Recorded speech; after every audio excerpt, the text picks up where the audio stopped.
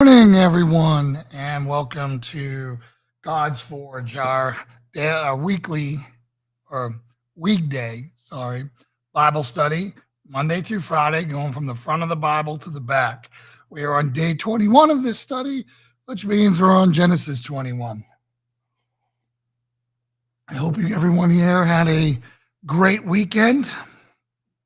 I know that I had a good weekend. Um, got to spend some much needed time with one of my close buddies here and his amazing family. Good morning, Linda. And good morning, Michelle.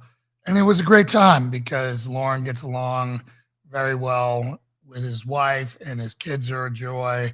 And B was a party animal late into the night, so much that she put herself to bed and slept to 9:30 the next day. I have a picture that I'll probably show in the Hope Report today with her hair. B has some of the most amazing hair that you'll ever see. Hey, Everett, good to see you, brother. And glad that I hope all is going well for you. So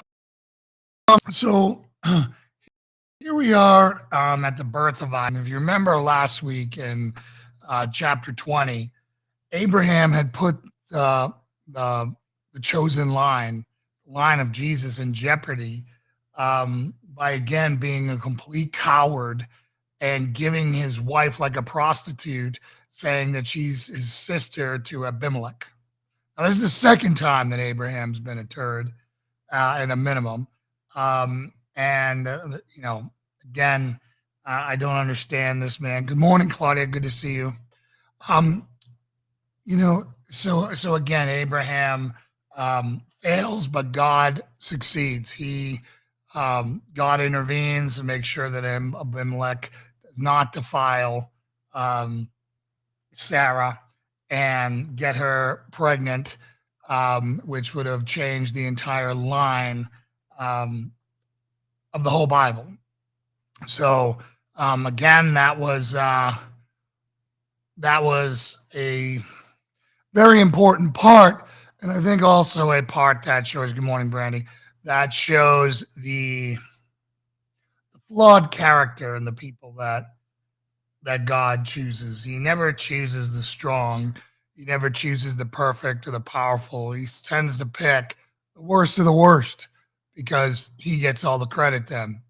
And I think Abraham is a classic case of that. Now, God honors Abraham above almost all. I can't remember off the top of my head, Patty. I can go back and look at that and find that for you. A simple Google search, how long was Abraham and Sarah in Gerar, and you'll probably find out there if it's known, right? But here we are now. I don't know if you guys had a chance to see my second sermon on sins. My first was gluttony and obesity in the church. Last week this Sunday was the deadliest of all, which is pride. Pride, which has destroyed more friendships, more churches, caused more division, and leads to basically every other sin out there. Pride is the one that we have to be on guard, particularly men. And then at the end of that, I gave some steps to help protect against pride and counter the sin of pride. So if you haven't seen it, go check it out. A lot of people found it helpful. I haven't been flamed much on these last two, which is surprising. So there might have been some sound issues where the sound was blowing out, and that's because we had to take everything apart because as you know, the floor is over halfway down. We're going to get it done this week for our first in-person service. Here in the new sanctuary, which won't be completely done. I don't see us getting all the walls planked, but the floor will be done, and we will have a service here, and then we'll have something to show. Phase one being the floor. Maybe we'll get a wall done or two, and that'll be phase two. And we'll get to see how this church evolved from a cross up on a hill to a pavilion and a fire pit on a hill, to a house church, to a two-car garage converted into a church, to whatever the Lord has for us next, right? We got 44 acres and we have big plans and big dreams. And, we've got a lot of stuff going on. And we're really thankful to everyone who's helping us on that mission. But I challenge you, even if you do not have pride issues, to go back and watch that pride sermon because it's really, really important. Exactly, Claudia. Thank you so much for your kind words there. So again, if you haven't checked out that sermon, go see it because pride will destroy your family, it'll destroy your friendships, it'll destroy your church, it'll destroy your relationship with God, right? And it'll destroy all your joy, and it'll steal it from you. And you can't let that happen. All right. I go over 50 verses in the Bible. Pride is one of them because it's so dangerous. The Bible goes over it extensively and shows you how much God hates pride and the penalty of pride and everything else around it. So I really beat that one pretty hardcore, beat that drum really hard. So because I think it's important. Okay. Now let's get to Genesis 21, the birth of Isaac. And then tomorrow we'll get to one of the, again, another dark chapter for me in the Bible that I struggled with for a long time. The birth of Isaac, Genesis 21, reading out of the ESV. The Lord visited Sarah as he had said, and the Lord did to Sarah as he had promised. Sarah conceived and bore Abraham a son in his own age, and bore Abraham a son in his old age. At the time of which God had spoken to him, Abraham called the name of his son who was born to him, who Sarah bore him, Isaac. And Abraham circumcised his son Isaac when he was 8 days old. And God had commanded him, as God had commanded him. Abraham was 100 years old when his son Isaac was born to him. And Sarah said, God has made laughter for me. Everyone who hears will laugh over me. And she said, who would have said to Abraham that Sarah would nurse children? Yet I have borne him a son in his old age. This next part is called God Protects Hagar and Ishmael. As the child grew and was weaned, and Abraham made a great feast on the day that Isaac was weaned. But Sarah saw the son of Hagar the Egyptian, whom she had borne to Abraham, laughing. So she said to Abraham, cast out this slave woman with her son, for the son of this slave shall not be heir with my son Isaac.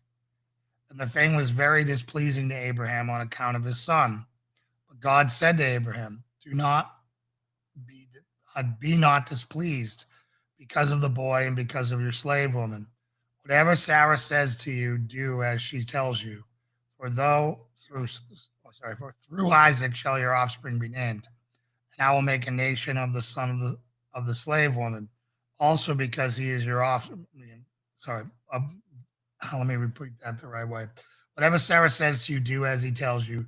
Through Isaac shall your offspring be named, and I will make a nation of the son of the slave woman also, because he is your offspring. So Abraham rose early in the morning and took bread and a skin of water and gave it to Hagar, putting it on her shoulder along with the child, and sent her away. And she departed and wandered in the wilderness of Beersheba. When the water in the skin was gone, she put the child under one of the bushes. Then she went and sat down opposite him, a good way off, about the distance of a bow shot. For she said, let me not look on the death of the child. As she sat opposite him, she lifted up her voice and wept. And God heard the voice of the boy, and the angel of God called to Hagar from heaven and said to her, what troubles you, Hagar? Fear not, for God has heard the voice of the boy where he is.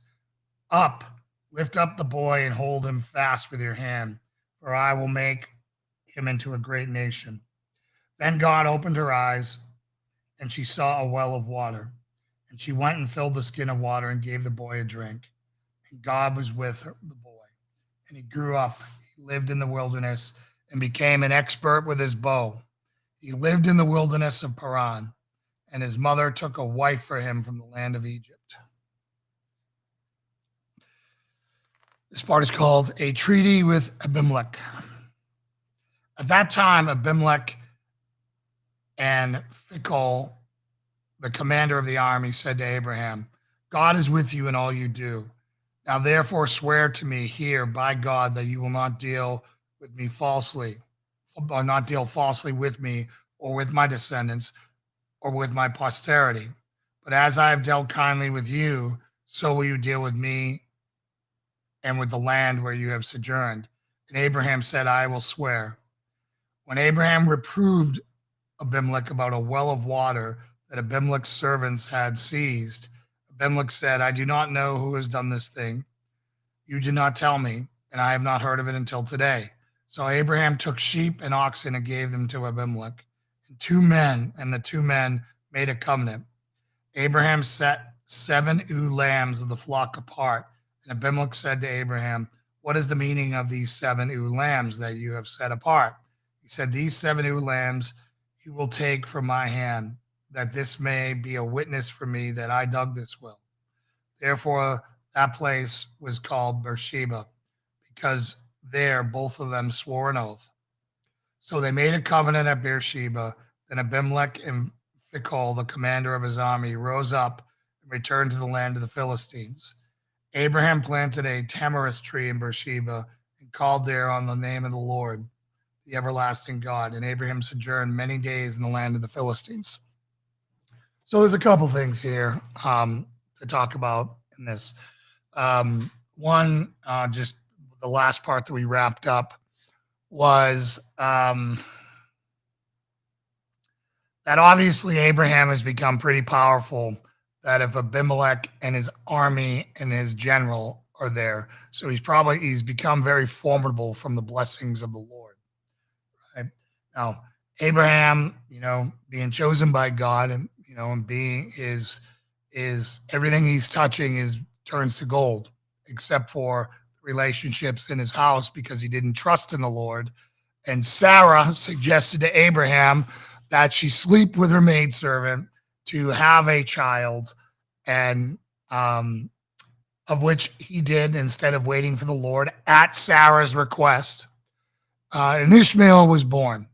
Now, Sarah is jealous and fearful for her heir because the servant Hagar was rude or mocked Sarah earlier, and she has been dealing with her harshly and treating her harshly, and really treating her like a slave, of which she wasn't a slave before, but that's another topic. So now Sarah, who is just really a remarkable chapter if you think about it. Sarah is telling Abraham to cast them out. And Abraham is distressed by this because one of them is his son. And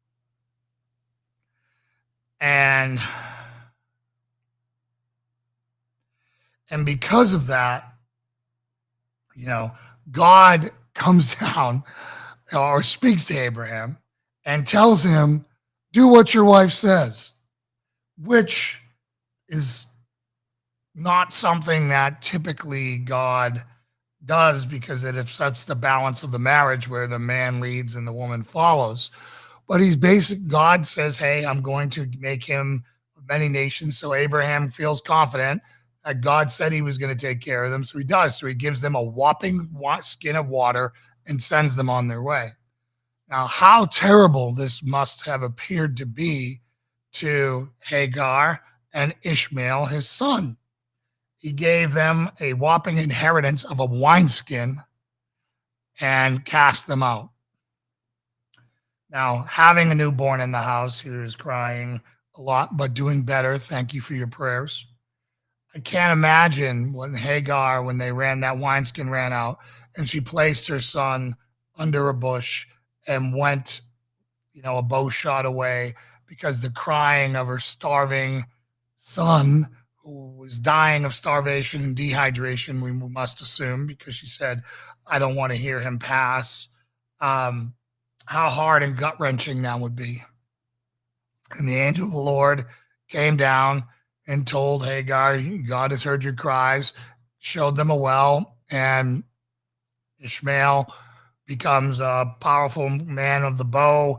Master's living in the wilderness with his mother. He gets a wife from Egypt, you know, and there you go. It's very confusing for an atheist or someone who's new on their faith coming to the journey and hearing this. And then the next chapter where God tells Abraham to sacrifice his son Isaac, who everything was based on, to him. You know, these are some dark chapters, and it's really hard to reconcile. This is some of the beginnings of the things that are hard to reconcile with modern churchianity and, you know, God equals love, and you know, you're a good father. I mean, all these Christian songs that only express one aspect of God's life, of character, not his main character, which is holy, holy, holy, but love. But there's wrath and there's jealousy and there's a lot. God is not, cannot be jammed into a box. God did evil upon Job. I mean, those are that word, the evil that God had done on him. Everyone tries to displace it to the devil, but God, the devil answered to God, and God allowed it. Right? So he had the authority to not allow it, but he did not. Right? So again, God is a complex figure, and we have to trust in him and be thankful that we are chosen as the elect, that God chose us as his sons and daughters, right? And that we're going to heaven not because of anything that we do, because he chose us. And we get there by faith alone in Jesus Christ, right? And then our life should reflect works, right? Works does not equal faith, but faith without works is not faith. It's fire insurance. Okay. So anyways, I know I went off on some tangents there. Brandy said that pride message convicted me of my day 2 in the hospital. I didn't know you were in the hospital with COVID-19, Brandy. We will be praying for you. I had to do a UARN, asked if I needed help. I said I could do it. I went to the restroom and fell. I did a UA on myself and UA over restroom. Proverbs 16:18. I'm sorry you're struggling. I'm glad that message reached you and you can now get some help. The nurses and the doctors there are there for a reason, and use them for all they're worth. That's their job. Okay. And again, I hope because you're in Texas, you can get access to meds that you need. That'll help you. And we'll be praying for you, Brandy. And use this as a time, as a catapult to go over 2 weeks ago's message and drop all the fat around your gut like I'm doing and like I'm calling all Christians to do. If you're a fat person and you're a Christian and you're watching this message, the time is now to lose the weight, right? Stop putting your comfort in food and put your comfort in the Lord, right? I beg you, because you're killing yourself. You're slowly committing suicide. So that's all I got today. God bless you. I love you all, and I'll see you tomorrow for chapter 22. All right. Talk to you then. Bye.